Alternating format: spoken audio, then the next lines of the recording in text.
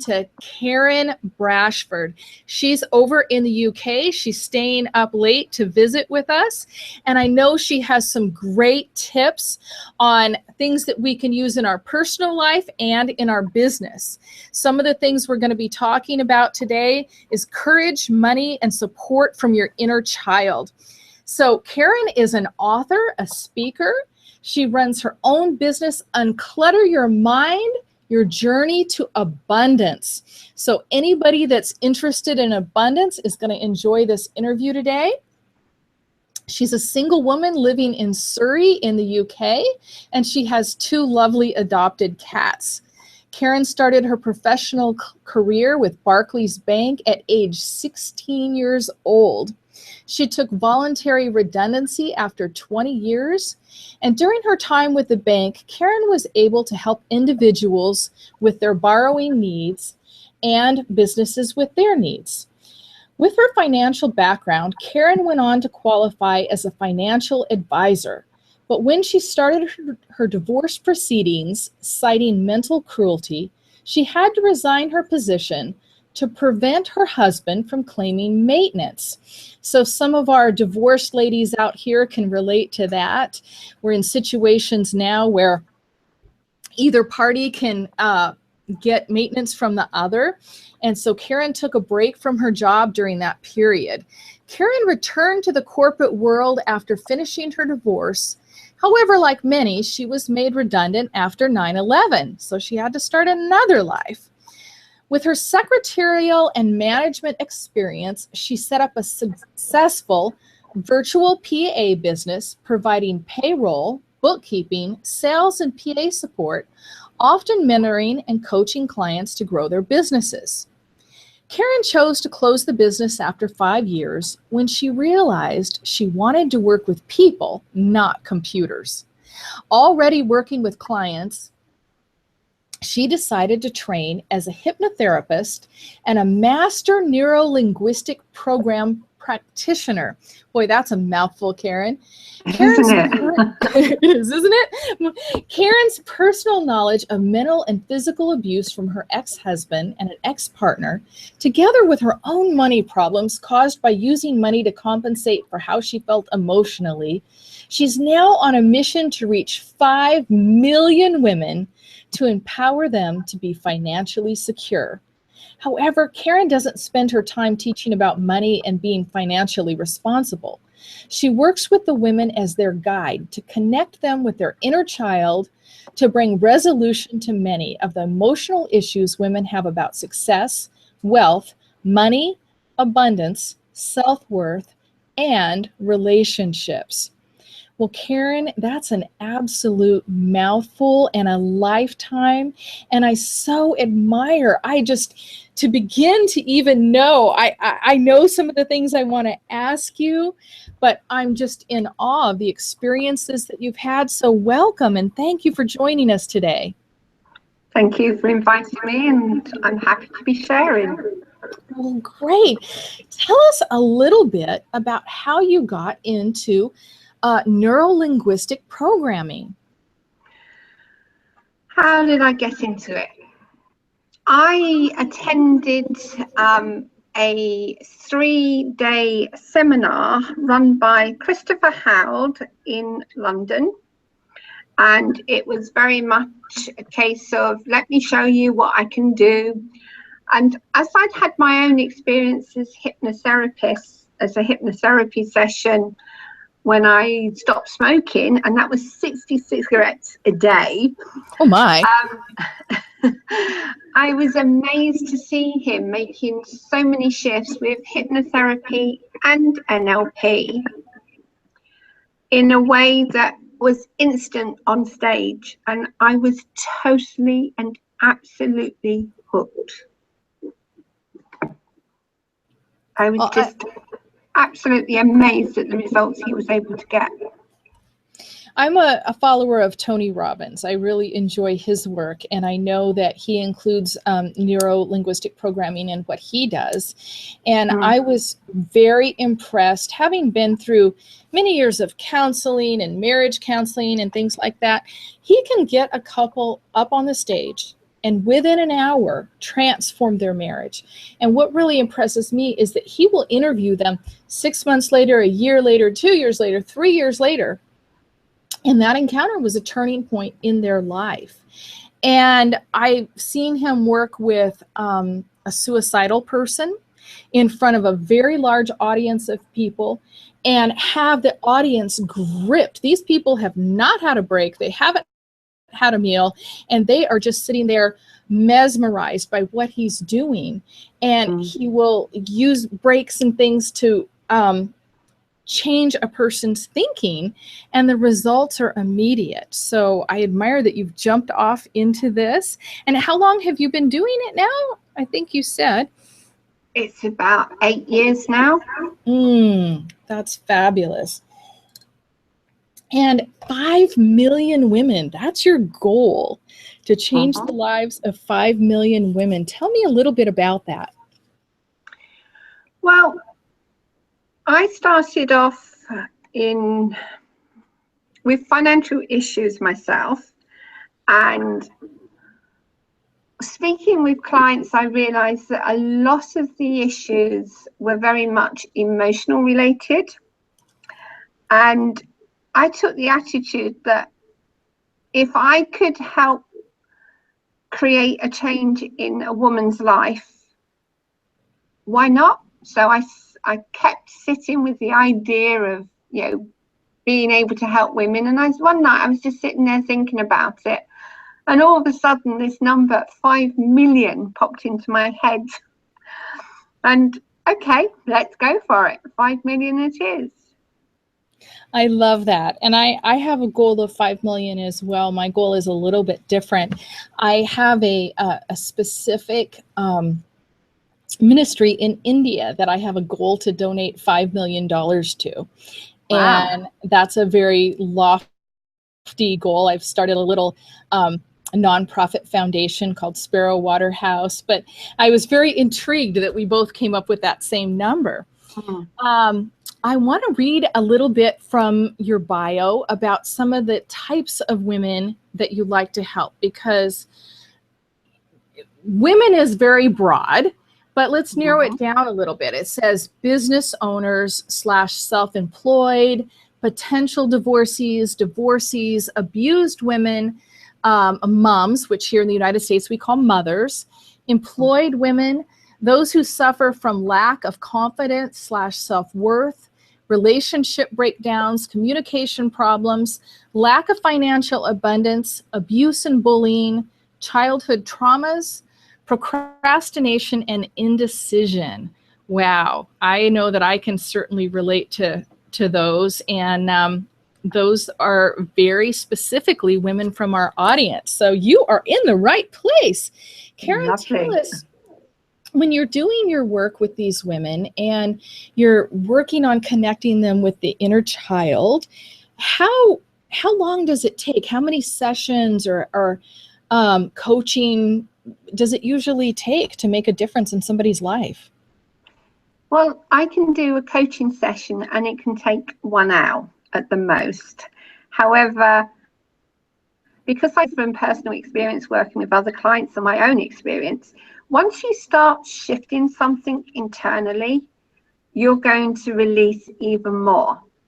So to be really, really effective in the outcomes, I'd much rather work with them for at least a 3-hour session initially, so we can really get deep and find the problems and get them cleared. And then I prefer to continue working with them for about 3 months, which enables us to focus on what they want, but also be aware of the issues that are likely to come up as they're working through whatever their goals are. Now, when you're working with them for this 3 months, how many times a month or a week would you be working with them, and how long? Okay, well, generally, I want an accountability report on a weekly basis. So if anything comes up, we can, maybe look at it on an email situation and respond. And then we actually get together on Skype or Zoom or in person if they require, if they're near enough to where I live, to go through another session that is usually an hour long, in which time we work on what they're wanting to achieve, but any issues that have really come up for them that they're finding stops them. Things like, oh, I couldn't cope with the praise I'd received. Something so simple as being told, oh, well done, that was a brilliant report. They just can't cope with it. Really? And it's very much something about, oh, I'm not worthy of being praised. Why would somebody praise me? So that's something that needs to be dealt with, because if they can't accept praise, how are they going to ever get to the point where somebody says to them, oh, that's really good, thank you very much, and just be able to say thank you and not feel really guilty and confused because they've been praised? That's amazing. Guilt does bog so many women down, and guilt between, feeling like they're not enough for their children or their husband, or especially, when we're spreading out to business as well. So tell me, how do clients typically find you? I must admit, I've been a bit guilty and not been doing much online marketing, but that's changing now. They can find me on Facebook, I'm on Twitter, and I'm also on LinkedIn. They just need to do a search for my name and they'll find me. Okay. But I've also done a lot of networking. Well, we'll make sure that our followers are able to find you. We'll put all those links on our page. But tell me now, you choose to work with the inner child to connect people, to help them with their finances. Give us a little idea of how that would flow. Okay, so a client will come to me because they're not making the money they're wanting, or basically they feel that life isn't going as well as they want it to. And after a conversation, which gives me an idea of where their issues are, whether it's to do with family, whether it's to do with a mother or father issue, or it could be that they've been abused and don't consider themselves worthy of having money and having a life that they deserve. We will sit down and I will take them through a process which is nothing to do with hypnosis, sort of to do with NLP, but basically your mind is more than capable of accepting change when you listen to your inner child. Now, your inner child, as far as I'm concerned, lives in your heart and is you, but has been through your journey with you, but in a way that sees how it should have been, not how it is. So by asking the inner child, it's possible to find the answers very quickly and very simply to change what needs to be changed without having to go into past problems and telling the stories that can be very, very painful, especially for women that have been abused. They don't want to go back and relive all the experiences. So the inner child is able to provide the guidance without having to retell the story. Boy, that is absolutely true. I know that not wanting to relive abuse has got to be a huge thing. I've definitely gone through some things in my own life that, you just certainly wish it didn't happen. You don't want to think about it happening again. And I know that as a person, as I've matured, I'm 54 now, and I dearly I loved my 40s, because in my 40s I found my voice. But in my 50s, I have found to let go of things in ways that I connect with my child just in play. I just have more fun in life by being less serious. And I take time to do some of those things that I didn't really do as a child. I was privileged in that my family took me to Disneyland once or twice, but I didn't get to buy that big fat sucker and that big fat balloon because they didn't have enough money for those things. And I'll take a day, I'll work half a day and I'll drive up to Disneyland and I'll go by myself and I can indulge in some of those things. And my grandmother jokes about it with my kids. My kids are all adults now. And she'll say, well, your mom is having, you know, the childhood that she didn't have because she chose to get married young and have you kids. And I don't think that it's something that I need to apologize for. And I think it's actually made me a better person. So I can see how guiding somebody through connecting in those ways would be beneficial. Tell me about some of the ways that, for example, it would help a divorced woman in your experience. Okay, well, the divorced woman, quite often, unless she's the one that's chosen the divorce, it's often a case of, I'm not worthy, I won't be loved again. You know, who can I trust? You know, I've been let down by this man, maybe because he has been physical, or he's, you know, sort of wandered around and found other women and such like. Or basically, he could be a drunkard or anything like that. And it has a huge impact on their self-esteem. And the great thing about using the inner child is you don't have to know the answers. The inner child will give the answers. So instead of thinking, oh, well, why did he do that? And why did he do that? And why did this happen? It's a case of asking the inner child, what would you love to have been the situation? Instead of, you know, this is what's happened. No, what would you have loved it to have been? And the inner child will give you the answer as to how third to have seen the relationship or had that relationship. And whilst it's not the truth, it's your mind is capable of accepting it as the truth. So you can let go of all the hurt and pain by simply telling your mind a different story.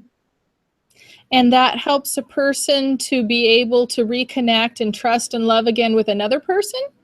Yes, because you don't carry the pain and the memory, because the way I work is we take that pain and memory using the inner child and lock it away somewhere where it can be a guidance, but it doesn't have to influence your decisions and how you behave. Now that's fascinating. I know that in my experience with Tony Robbins, he also talks about changing your story and reframing your story. And, you know, some of it is going back and looking at this may have happened, but what other information was there that you didn't perceive at the time, you know? And I know for myself, I absolutely hate to talk about this, but I'll throw it out there. I've been divorced twice. I was married for a total of 32 years between two men, and 22 to the first one, 10 to the second one. Both of my husbands chose other women over me. I didn't file for divorce in either relationship. I believe very strongly in marriage. Anything that I've been through, I still absolutely believe in marriage. And there was abuse involved in the second relationship. He actually had a baby with another woman on our 10th anniversary while we're still married.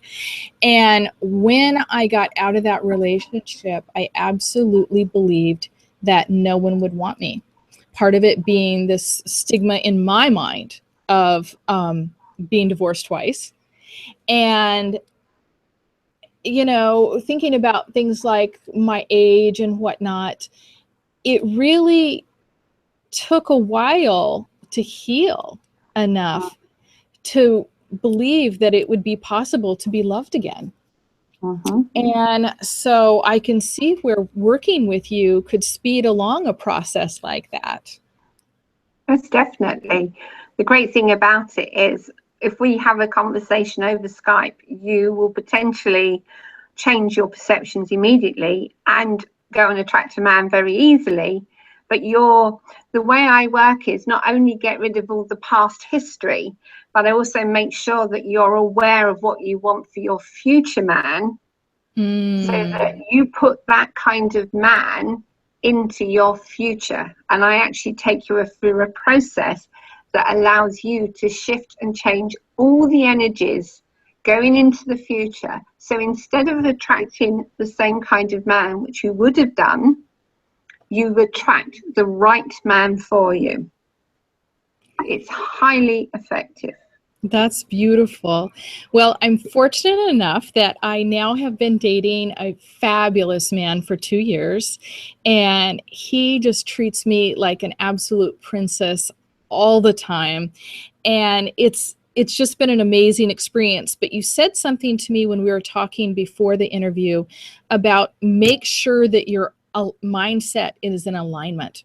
And I know that when I jumped into that dating pool literally after having not really dated in 32 years, or no, let's see, 32 years, that being clear on what I wanted in a man, and I made a very short list, was so important, and it very quickly helped me to eliminate men.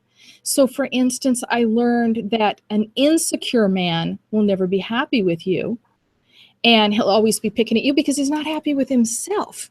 So right off the bat, I wanted a man who was secure in his own skin, comfortable in his own skin. And so I ironically met a man, very first man I met was a millionaire, but he was not secure in his own skin. He had had $150,000 worth of plastic surgery and had multiple other things going on. He'd never been married. But just that one little thing on my checklist helped me to go, no, there's something not in alignment here, And so I'll just share real quickly. The man that I am just madly adore is 5'1". Now, I never pictured myself with a man that was smaller than I am. He's a jockey. He's a professional horse jockey, rides in races. And he is so secure in himself. He is so but he's humble. He has this beautiful, humble confidence. The man is on TV and everything else, and doesn't have the least bit of pride about any of that. And that has just brought so much healing into my life by being with a person who's comfortable in his own skin. And of course, somewhere along the line, I had to be comfortable in mine to find him, So let's talk for a minute. You told me a story about helping a woman that had an aversion to phone calls. So tell our listeners a little bit about that. I really liked that story. Okay, I can name the lady because she's given me a testimonial. Yvonne was about, I think she must be about 50. Unfortunately for her, all through her life, she's never wanted to pick up the phone to speak to somebody or to even answer a phone. She didn't want her family phoning her because she didn't think, why would they want to speak to me? I'm not worthy. So what she used to do is avoid the phone. So she come for one session with me. We went to the root cause of the problem, but she went out and I get text messages from her. I get phone calls from her saying, thank you so much. I know she speaks to her family on a regular basis. I know she speaks to clients because I know some of her clients, and they always get a phone call from her following up how are things going.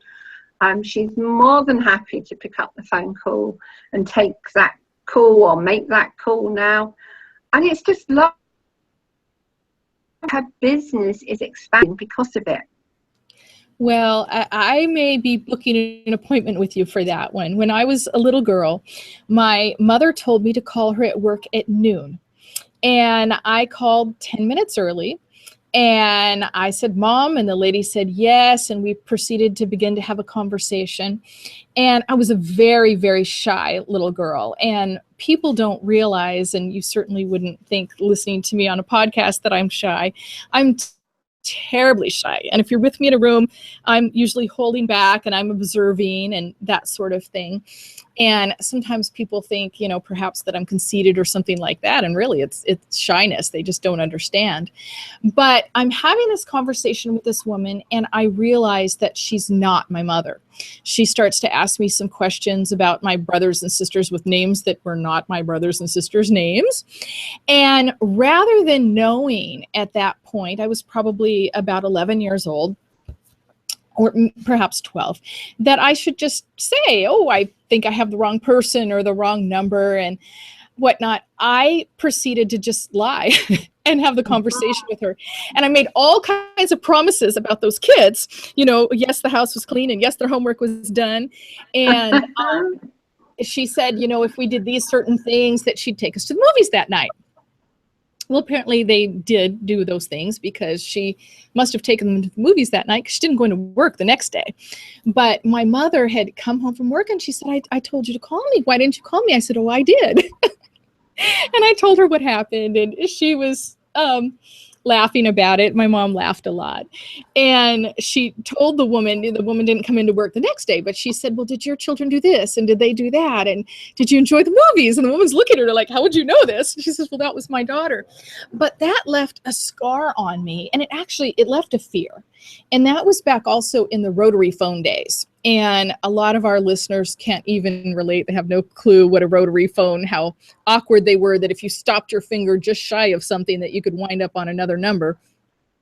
And I was notorious for dialing wrong numbers, just for the life of me. So I avoid phones, even here in the office. It will be ringing on my desk and I'll just be holding my breath, hoping that somebody else in the office answers it so that I don't have to. And I'm certain that it's held me back in business and in life. And so I'm just in awe of the fact that in one session you can change the person. So we may be talking later. Yes, so definitely. Our listeners to be able to reach out to you, and we'll be posting on the page all of your contact information, if that's okay with you. Cool. Now, I understand that you also have a book. Do you want to tell them about your book real quickly? Yes, unfortunately, the publishers didn't proofread it properly, so it's not very good. However, my chapter in it is absolutely word perfect. But it's called The Journey Beyond, and it's about people who have been through issues in life and how they've managed to get past them and created wonderful lives for themselves. Mine was about the money personalities. And, you know, I, as a financial advisor, as somebody who worked in the bank, and also somebody who now works with the mindsets, I'm very much aware that we have behaviors. And to make it easier for people to understand, I put animal characters to the behaviors. So for somebody who spends a lot of money, they're spending it for emotional reasons, it's a cat, because a cat adores giving presents.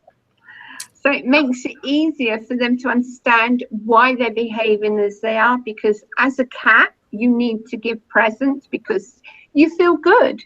And that's what somebody who spends a lot of money is doing, either making themselves feel good by buying for themselves or buying a present for somebody else because it makes them feel good giving that present.